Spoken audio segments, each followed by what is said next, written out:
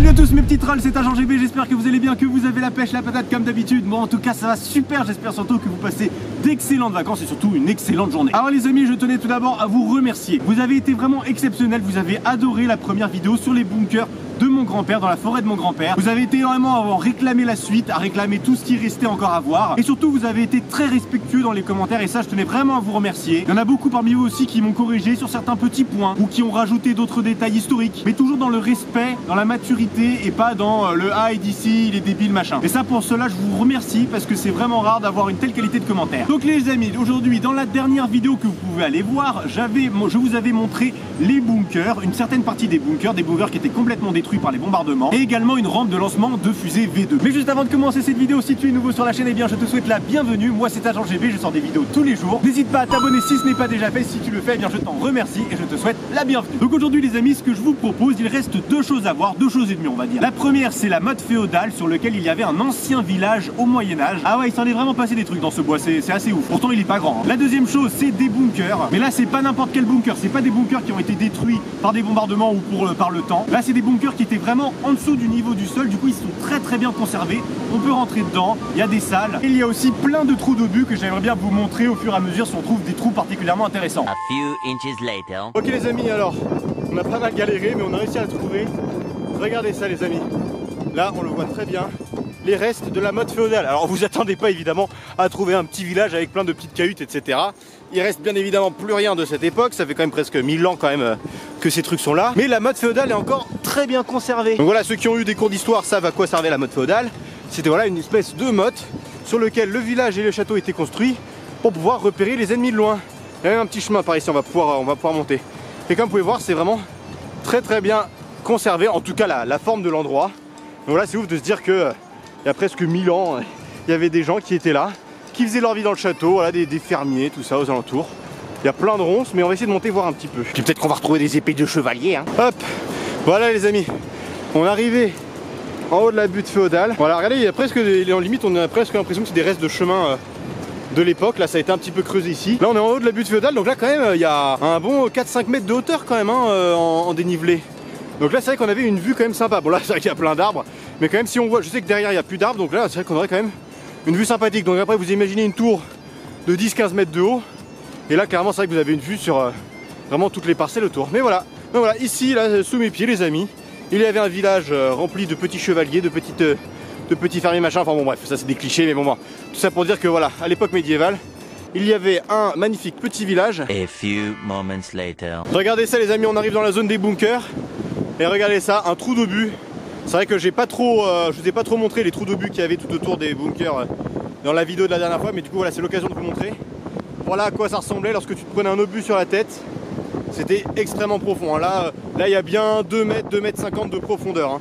Ça faisait des énormes dégâts et il y en a partout dans toute la forêt. Ok les amis, alors on a vu la mode féodale, maintenant on va voir la partie très intéressante, les bunkers. Là on se trouve actuellement dans une espèce de petite hutte qui a été construite un peu plus tard parce que voilà, pour se protéger du vent, pour que le son soit vraiment le meilleur possible. Parce que comme vous le savez peut-être, en ce moment à Paris, surtout dans tout le nord de la France, il y a une énorme tempête. Et ici en Picardie on est un petit peu protégé, mais il y a quand même beaucoup de vent, donc j'essaie de faire mon possible pour que le son soit vraiment le meilleur possible, j'espère en tout cas que ça ira. Donc bref les amis, on est arrivé dans la zone des bunkers, on va voir plusieurs choses. Ok les amis, on est au niveau du premier bunker, c'est vraiment celui qui est le mieux conservé. Regardez ça, il est pile au niveau du sol. Vous pouvez voir, là vous avez le toit, et on va pouvoir rentrer dedans, il y a encore tout. Il y a tous les murs, les fenêtres, il y a même encore les portes qui sont là d'origine. Bon, il n'y a plus les machines d'époque, etc. bien sûr, il ne reste plus que les murs, etc.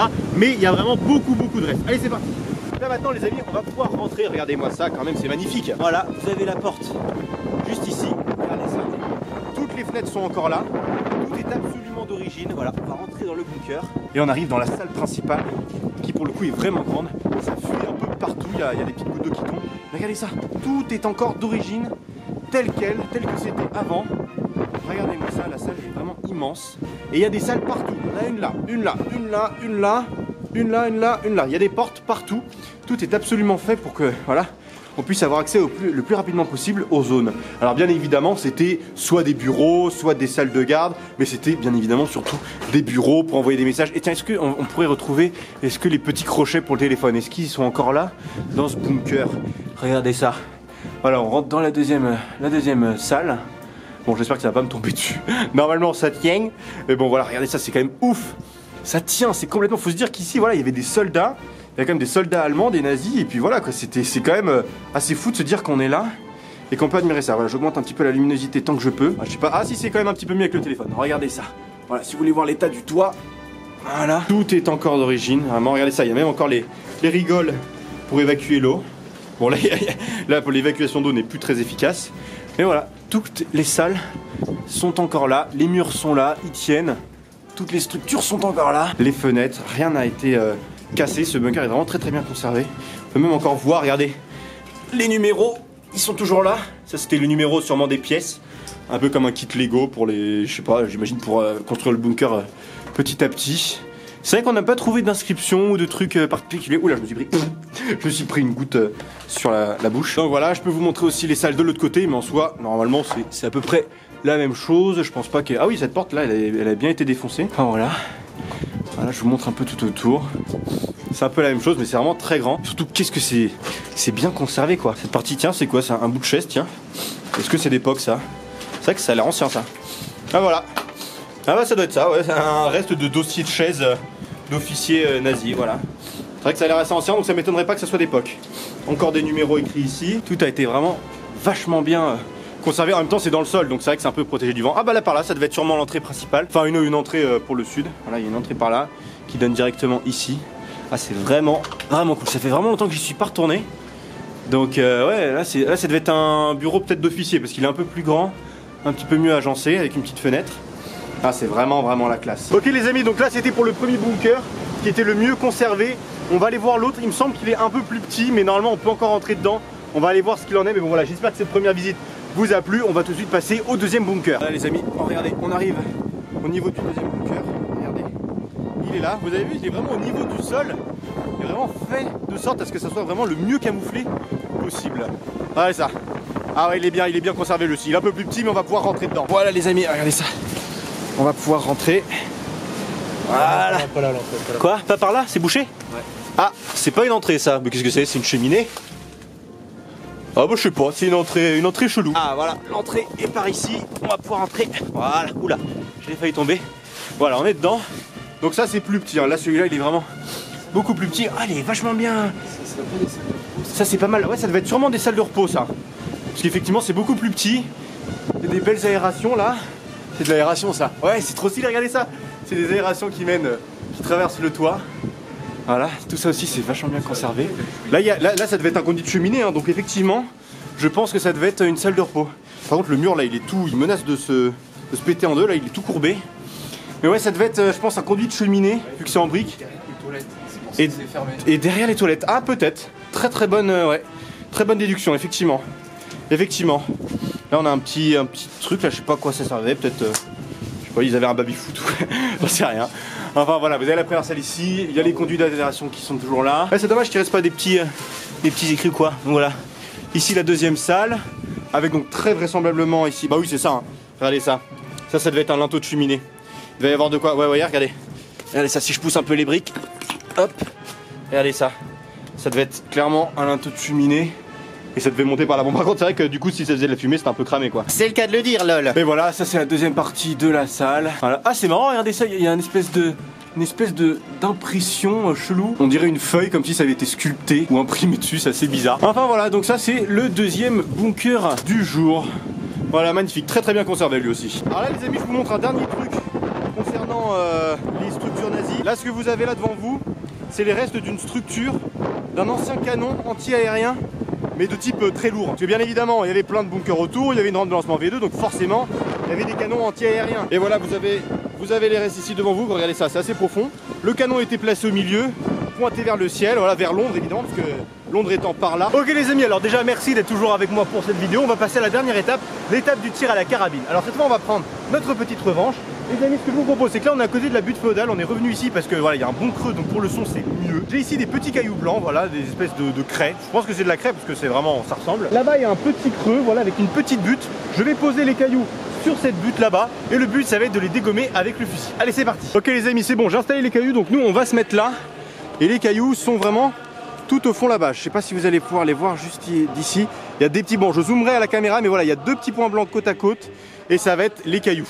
Nous on arrive à peu près à les voir, donc voilà, le but ça va être de les dégommer j'espère qu'on va réussir. Donc sachant qu'il y a 2 cailloux, ce que je vous propose c'est qu'on tire chacun notre tour et le premier qui arrive à dégommer sa pierre gagne. Je prends celle de droite parce qu'elle est un peu plus petite et mon frère prendra la grosse, celle de gauche. Allez c'est parti. Ok les amis, donc moi je dois tirer sur la craie de droite. Est-ce que je vais réussir à l'avoir du premier coup?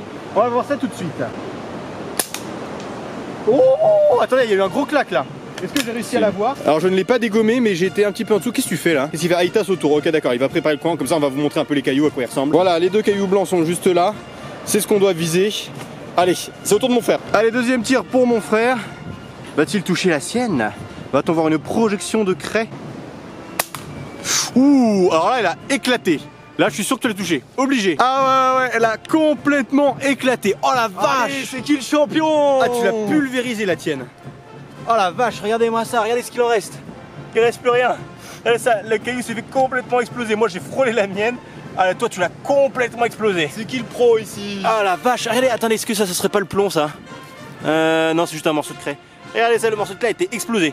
Et comme quoi c'est dangereux, hein. Faut vraiment pas jouer avec les armes, sauf si vous vous y connaissez, que vous avez le permis bien entendu, mais oh elle a été complètement explosée la tienne, bravo. Alors les amis, pour vous rendre compte un petit peu de la puissance du fusil, ce qu'on s'est dit c'est que regardez ça, j'ai posé la pierre un petit peu plus en vue, nous on va se mettre là-bas, je vais poser la caméra sur le côté, je vais filmer la pierre et vous allez la voir exploser, enfin si j'arrive à la toucher, j'espère en tout cas que j'aurai pas touché l'appareil photo. Allez sur ce, admirez le spectacle.